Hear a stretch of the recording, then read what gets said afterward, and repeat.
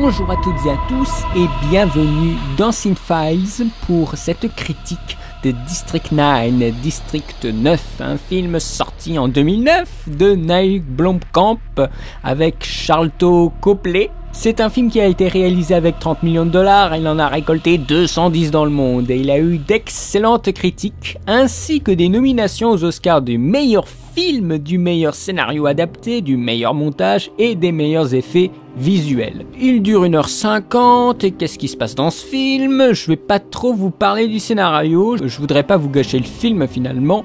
Par contre, je peux vous dire un peu ce que c'est le début du film. Ce sont des extraterrestres qui arrivent sur Terre, entassés dans un énorme vaisseau et qui sont mis dans un ghetto qu'on appelle le District 9 en attente d'être déplacés à un autre endroit.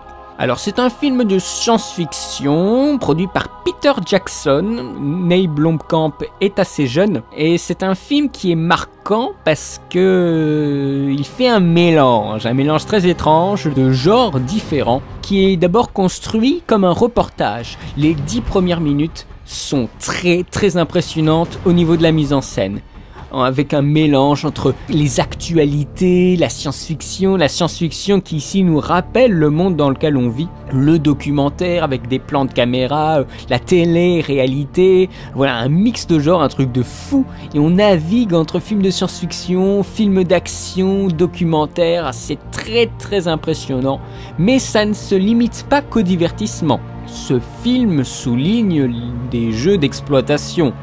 C'est un film très fragmenté, il y a beaucoup d'ellipses pour montrer l'évolution du personnage, du héros, ainsi que son évolution physique. Mais c'est quand même assez terrible ce qui se passe dans ce film. Surtout au début, on escroque les gens, on tue des enfants, il y a de la prostitution, des expérimentations, des tortures, des exécutions, c'est d'une cruauté. C'est pour ça que le film avait été rated R, donc interdit au moins de 16 ans, je crois, ici chez nous en France. Et ça marche. C'est ça le truc, c'est que j'ai ressenti cette cruauté, cette souffrance. Et ça veut dire que ça marche, ça veut dire que le film il est bon en fait. Et de tout cet état de réflexion de la première partie du film, on passe à quelque chose qui est un peu plus action, avec beaucoup plus d'effets spéciaux. Un dernier acte assez changeant, très action, et que beaucoup de gens ont reproché d'ailleurs au réalisateur d'être qu'un simple shooter, mais ça ne m'a pas dérangé.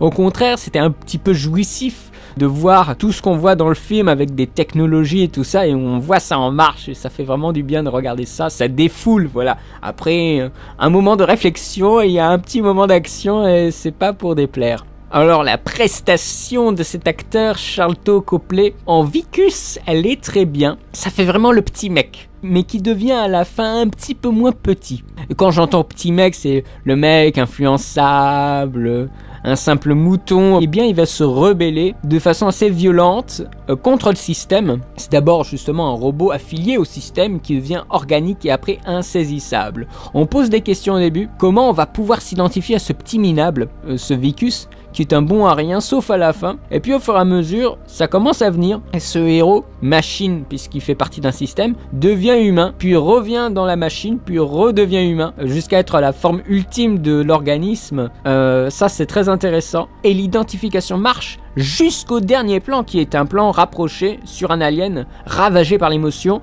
L'identification marche et ça c'est assez génial. On a la femme du héros qui est complètement attendrissante et qui s'en fait beaucoup pour son mari, c'est très agréable de ressentir ça. Mais bien sûr c'est un film qui est bon mais qui ne passe pas à côté des clichés.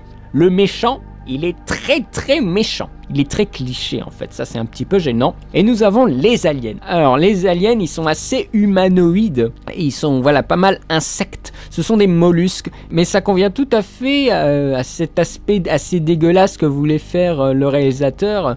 Mais il y a quand même des choses assez touchantes, ils sont touchants, même s'ils sont affreux, ils sont touchants, la relation entre le père et le fils alien c'est ultra bien. En fait on est obligé de les rendre humains pour que le public ait un peu d'empathie, donc qu'il s'identifie. Donc le réalisateur, il est quand même assez conscient de ce que nous spectateurs pouvons ressentir. C'est un mec qui fait attention aux spectateurs, c'est comme Hitchcock. Voilà, c'est un mec qui fait attention aux spectateurs, et comparé à de nombreux réalisateurs français qui sont plus dans l'auteurisme, alors que le cinéma américain est plus dans l'audiencisme, si je puis m'exprimer ainsi. Les aliens, ils sont complètement sales, ils sont asociaux, il y a beaucoup d'animosité. Ils sont le centre d'intérêt du film et des gouvernements, puisqu'ils ont des armes spéciales, un peu faites de briques et de broc. Il y a des moments, c'est assez bien. Il y a un alien qui prend des tas de matériaux, qui les met ensemble un peu, on dirait un peu au hasard, et il fabrique une bombe, voilà. Donc c'est une espèce de technologie un peu bricolage qui est super amusante, qui est un peu sale hein, aussi, comme les aliens. Mais bien sûr, ces mollusques, nous on ne la fait pas, ce sont des représentations humaines. Ces extraterrestres ne sont pas gentils, ils ne sont pas méchants, mais c'est juste un fardeau, voilà. Avec, comme ce que nous pouvons ressentir vis-à-vis de tous ces sans-papiers qui ne connaissent pas les lois. Et l'enjeu moral finalement de tout ce film, c'est accepter l'étranger. Et de là, on découle toute une série de thèmes sur l'étranger, les migrants. C'est un sous-texte social assez terrible, avec des ghettos, voilà, l'expulsion de force, c'est le début du film, où les gens d'une administration, la MNU, qui gère la zone, veulent les faire dégager. On fait signer des papiers aux aliens, je trouve ça assez génial cette idée, on se croirait en France, avec l'administration française, oh il faut signer ce papier, tout ça. Il y a une privatisation qui est une notion importante dans le cinéma des années 2000, les gouvernements s'efface dans les intrigues au profit de grandes multinationales. C'est le reflet du monde contemporain et ce film nous le montre très très bien. Mais ce film ne vient pas comme ça de nulle part. Il vient d'un court-métrage que le réalisateur avait fait, qui avait intrigué justement le regard de Peter Jackson. Et il a refait, on va dire, une version longue de ce court-métrage, c'est donc District 9, et qui est bien sûr inspiré d'événements historiques qui ont eu lieu en Afrique du Sud pendant la période de l'apartheid. Donc c'est une référence historique, et en fait les aliens ont débarqué en Afrique du Sud parce qu'ils croyaient être bien reçus dans ce pays qui en avait fini avec l'apartheid, mais c'est pas le cas. Qu'ils soient noirs ou blancs, on aime bien taper sur les autres, et ici ce sont les aliens. C'est un monde qui est aux mains des puissants, dans lequel l'humain est égoïste. Et ici la xénophobie, la peur de l'autre, ce sont les extraterrestres. Ce ne sont plus les noirs ou les blancs, mais ce sont une tierce personne, les extraterrestres.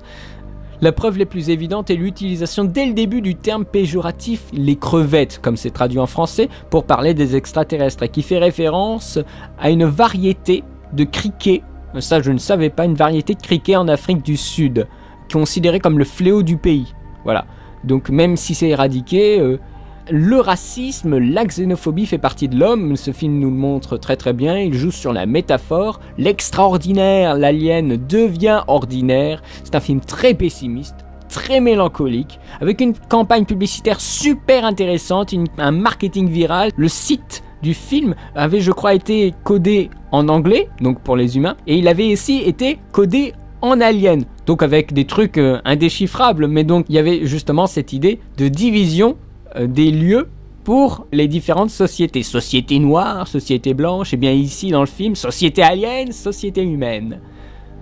La mise en scène, elle est très bien. Enfin, nous sortons des villes américaines pour aller à Johannesburg. Bien sûr, je pense que là-bas, le film était moins coûteux. Surtout quand on filme dans une décharge, dans des bidonvilles. C'était la ville natale aussi du réalisateur, donc ça a aidé un petit peu. Le filmage. Alors ce filmage, il est très très habile. C'est un réalisme de reportage avec une caméra à l'épaule, avec bien sûr au début les caméras de télévision avec le logo de la chaîne et tout ça, on filme le réel et on rend la fiction réelle, et ce film marche très très bien dans cette optique. Les effets spéciaux sont mis sur les prises de vue de caméra à l'épaule, ce qui est super impressionnant, et ça donne encore plus cette idée de réel, ça favorise davantage l'immersion, et c'est un truc de fou quand on voit ça.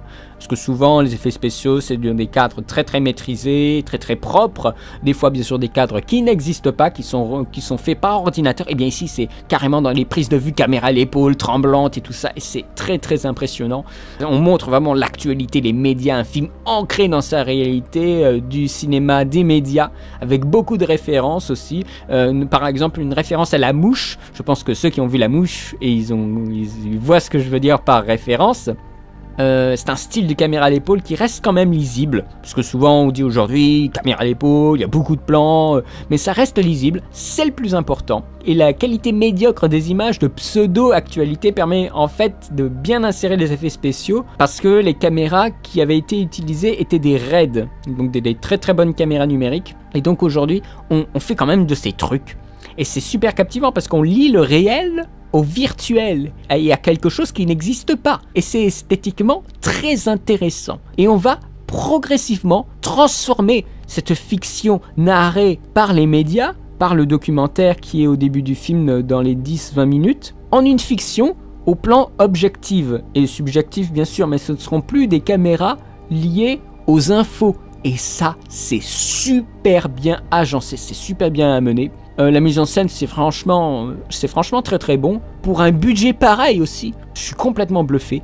30 millions et on fait un spectacle très impressionnant qui est bon.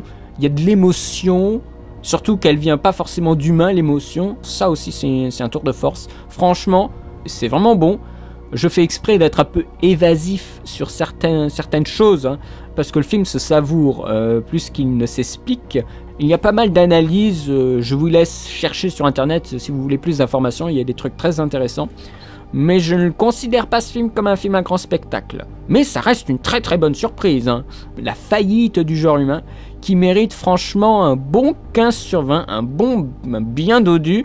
C'est le premier long métrage du réalisateur, c'est en plus super généreux, de la part de Peter Jackson, et ça c'est vachement tendre, envers un mec qui a des idées et on lui a laissé la liberté de faire ce qu'il voulait.